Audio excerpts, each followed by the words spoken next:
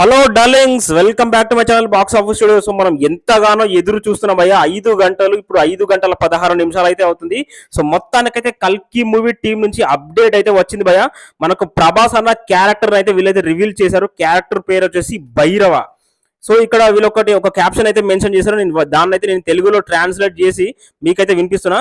From the future streets of Kashi introducing Bhairava from కల్కి. So ఇప్పుడు మనం ఈ తెలుగులో చదివితే, కాశీ యొక్క భవిష్యత్తు వీధుల నుండి కల్కి 2898 ఏడి నుండి భైరవాను పరిచయం చేస్తున్నాము. సో మనకి ఇక్కడ ప్రభాస్ అన్న క్యారెక్టర్ పేరు ఏంటంటే భైరవ అన్నమాట. సో మీరు ఈ లుక్ బాగా గమనిస్తే, సో ప్రభాస్ అన్నకి లాంగ్ లాంగ్ హెయిర్ అయితే ఉంది. ఇక ఆ తర్వాత లోపల ఆ సూట్ అయితే ఉంది. మనం ఇది వరకు చూసాం కదా ఆ సూట్ అయితే ఉంది. ఇక ప్రభాస్ అన్న కాస్ట్యూమ్స్ అయితే వేరే లెవెల్లో అయితే ఉన్నాయి భయ. ఆ పంచ కట్టుకున్నాడు. సో మెడలో నుంచి ఒక కండువ కూడా ఉంది. అలాగే చేతికి పచ్చబొట్టు కూడా ఉంది భయ. అలాగే కళ్ళకు సో ఒక డివైస్ లాంటిది అయితే ఉంది. సో ఎటువంటి డివైస్, సేమ్ స్పెట్స్ లాగా ఒక డివైస్ లాంటిది అయితే ఉంది. సో ఇది నిజంగా చాలా చాలా స్పెషల్ క్యారెక్టర్ భయ్య, భైరవ.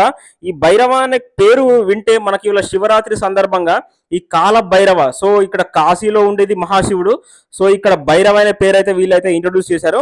సో మనమైతే దీన్ని డీప్ గా అయితే స్టడీ చేద్దాము. నేను ఇవాళ అసలు ఈ భైరవ క్యారెక్టర్ ఏంటి, ఆ కాశీకి సంబంధం ఏంటి, అసలు భవిష్యత్తు వీధులు, సో ఇవన్నీ ఏంటంటే నేను ఫుల్ వీడియో అయితే చేస్తాను భయ్య. సో మొత్తానికి అయితే లుక్ అయితే అద్దరిపోయిందని చెప్పాలి.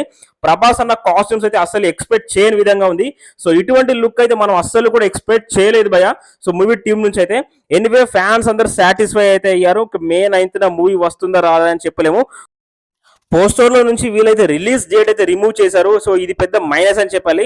సో ఇటలీలో షూటింగ్ జరిగింది కదా, సో ఆ వర్క్ సీజీ వర్క్ అనేది ఫినిష్ అవుతా లేదనేది వీళ్ళకే సరిగ్గా తెలియదు.